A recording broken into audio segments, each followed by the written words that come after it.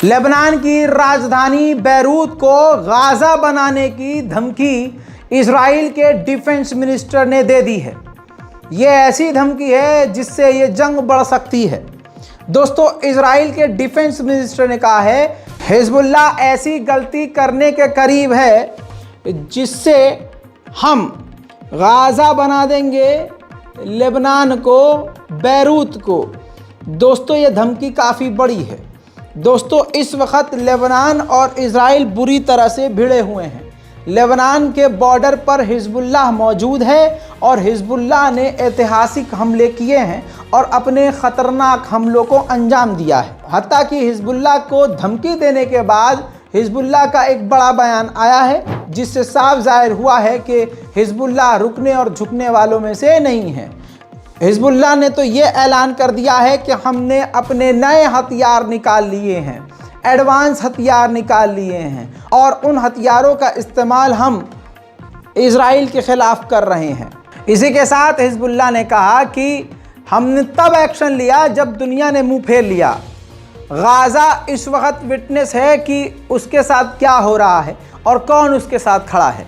साथ में हिजबुल्लाह ने यह भी कहा कि हमास के लड़ाके ईरान के कहने पर नहीं चल रहे हैं, वो अपनी लड़ाई खुद लड़ रहे हैं। उधर इजराइल को भी आड़े हाथ लेते हुए हिजबुल्लाह ने कहा, हिजबुल्लाह के लीडर हसन नसरुल्लाह का कहना यह है कि इजराइल गज़ा के हर घर को अपना टारगेट समझता है। नसरुल्लाह ने यह भी कहा कि जिस तरह का जुल्म गज़ा के लोगों पर इजराइल कर रहा है, इससे वहाँ के लोग और मजबूत होंगे। उन्होंने कहा कि पूरी दुनिया के लोगों का गुस्सा अब फूट रहा है। वेस्टर्न देशों के नेता और तमाम बड़े बड़े ऑफिशियल्स इस वक्त दबाव में हैं। हिजबुल्लाह की तैयारी आप इस अगली वीडियो से देख सकते हैं। हिजबुल्लाह ने अमेरिकी युद्धपोत और एयरक्राफ्ट कैरियर को मारकर गिराने का एक वीडियो जारी किया है। हालांकि ये एनिमेटेड है, लेकिन हिजबुल्लाह की तैयारी ऐसी है क्योंकि हिजबुल्लाह ने कह ही दिया है कि हमने अपने नए हथियार निकाल लिए हैं। मैं आपको बता चुका हूं कि हिजबुल्लाह कि ये लड़ाई इजराइल से बहुत ज़्यादा बढ़ गई है। लेबनान के अंदर की मस्जिदों को भी निशाना इजराइल बना चुका है। लेकिन अब सुनिए, पहली बार इतिहास में पहली बार इजराइल ने लेबनान के 40 किलोमीटर अंदर घुसकर हमला किया है। 40 किलोमीटर अंदर पहली बार इजराइल घुस गया है हमला करने के लिए लेबनान में। गूगल को कौन नहीं जानता? जी हाँ, गूगल के एम्प्लॉय, गूगल में काम करने वाले लोग, उसके कर्मचारी, अल्लाह का शुक्र है कि वो जिंदा दिल हैं। उन्होंने अपनी कंपनी गूगल के मालिक से और गूगल से डिमांड करी है कि आपने इजराइल के साथ, यानी गूगल ने जो इजराइल के साथ डील करी हैं, वो तमाम डील्स को रद्द कर दिया जाए। एक और बड़ा कदम, धीरे धीरे तमाम चीज़ें इंशाल्लाह इजराइल के खिलाफ हो जाएंगी। यूरोपीय यूनियन ने साफ कह दिया है कि आप इजराइल की आलोचना कर सकते हैं। जो कल तक कह रहा था कि नहीं, आलोचना नहीं कर सकते, आज वो कह रहा है कि इजराइल की आलोचना कर सकते हैं। और आलोचना करने के लिए ज़रूरी नहीं है कि आप यहूदियों को धार्मिक तौर से कोसें, आप यहूदियों का विरोध करें। हाँ, इजराइल की नीति का आप विरोध कर सकते हैं। हम इजराइल की नीति का ही विरोध कर रहे हैं। कम से कम यूरोपीय यूनियन यहाँ तक तो मान गया। अमेरिकी ऑफिशियल्स ने और बड़ी बात कही। उन्होंने मान लिया और बाइडेन सरकार को बता दिया कि गाज़ा के लोगों को अगर इसी तरह से तड़पाता रहेगा इजराइल और इन पर इसी तरह से जुल्म जारी रखेगा, तो गज़ा के जो नौजवान हैं वो और कट्टर हो जाएंगे और इजराइल और अमेरिका के लिए आगे आने वाला समय ख़राब हो जाएगा। साथ ही अगर ये चीज़ चलती रही तो दूसरे ईरान समर्थक वाले लड़ाके हमला कर सकते हैं और ईरान की तरफ से भी बड़ा एक्शन लिया जा सकता है।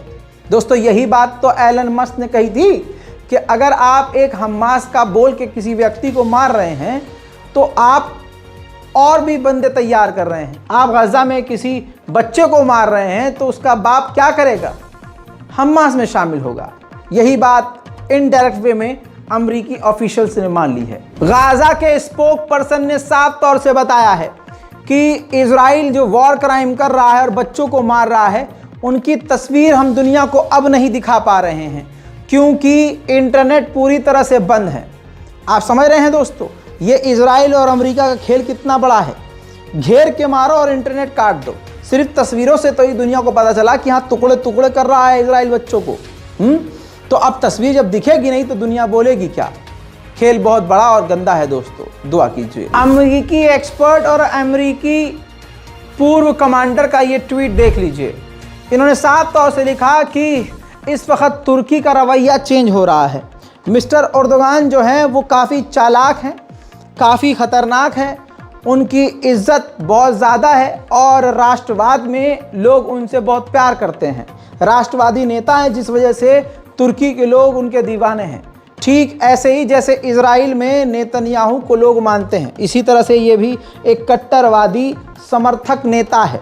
साथ में इस वक्त जो तुर्की है उसने अब खुलकर एर्दोगान ने ईरान के साथ मीटिंग करना और इजराइल के दुश्मनों के साथ मीटिंग करना ओपनली शुरू कर दिया है, जो कि साफ सिग्नल है कि हालात अब चेंज हो रहे हैं। मेरे दोस्तों, फिलहाल की रिपोर्ट में इतना ही। अपनी राय कमेंट में ज़रूर लिखिए, रिपोर्ट को शेयर कीजिए, चैनल को सब्सक्राइब करना मत भूलिएगा। आ रहा हूँ फिर से बड़ी जानकारी के साथ थोड़ी ही देर में। जय हिंद।